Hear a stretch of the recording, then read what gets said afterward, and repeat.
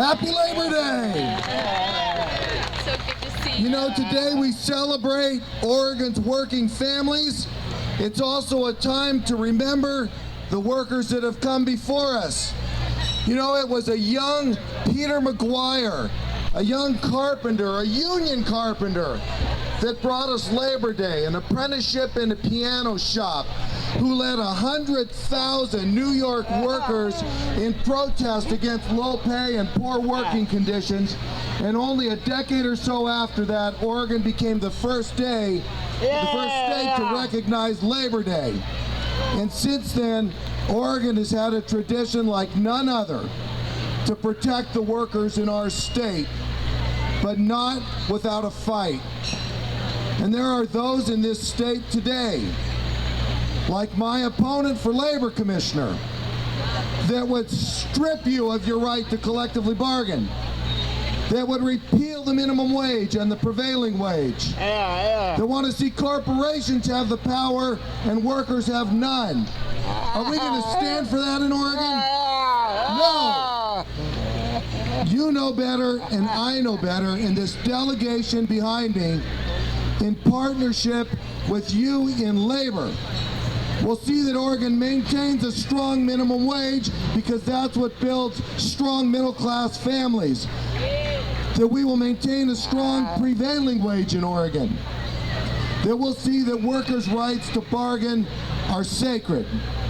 And how about this, when we talk about job creation? You and I will not be afraid to tell American corporations that if they truly love this country, that they will keep the jobs in this country for the American worker.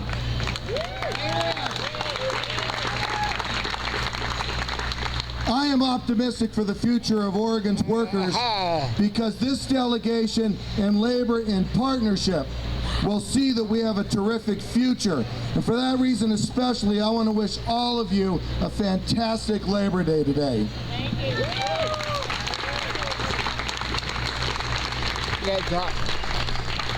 Thanks, Brad. You guys may have noticed there's a common theme running through all these speeches: social and economic values, and those are values that are fought for by the labor movement, by us, every day. They're fought for and won. They aren't given to us. We have to fight for them. So that's why I appreciate so much you guys being here, and especially these folks behind us, because without them, we can't do it without them, for sure. Next up, we have the Oregon Senate Majority Leader, Diane Rosenbaum.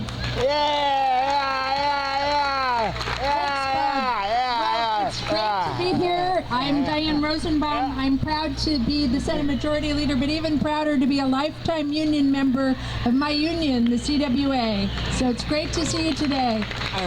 And thank you for coming to my Senate district where Oaks Park is. And I'm proud to represent the district that has the best and biggest Labor Day picnic, I think, in the entire country today. So happy Labor Day and welcome to Senate District 21. I also want to give a shout out to one of my favorite constituents who's also in her neighborhood, former Governor Barbara Roberts, who lives down the street in Selma.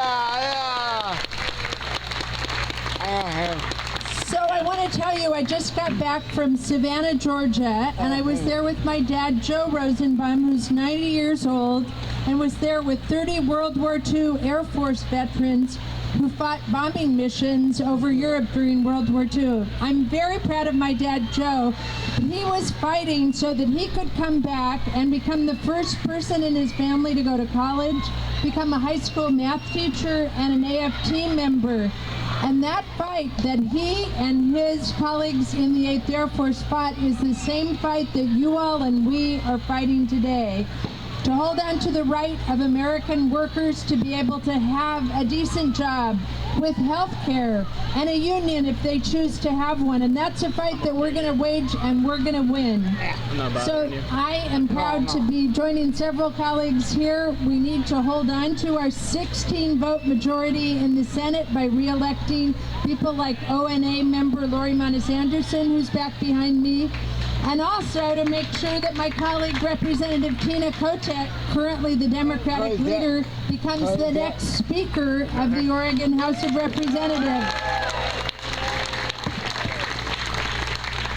You all today, enjoying yourselves on this sunny day, are the ones who are going to make that happen. We are going to win those elections. We've got a little more than 2 months left to do it. That means we're going to be working hard starting today, starting tomorrow, and every day between now and November 6th to take back our state, to protect the gains that we've won, and to make sure that Oregon is the kind of Oregon that my dad fought for in World War II. Thank you for everything you've done. Thank you for being here, and happy Labor Day. Thank you, Senator. That's actually a great segue because Tina Kotek is here, and I'd like to introduce Tina Kotek.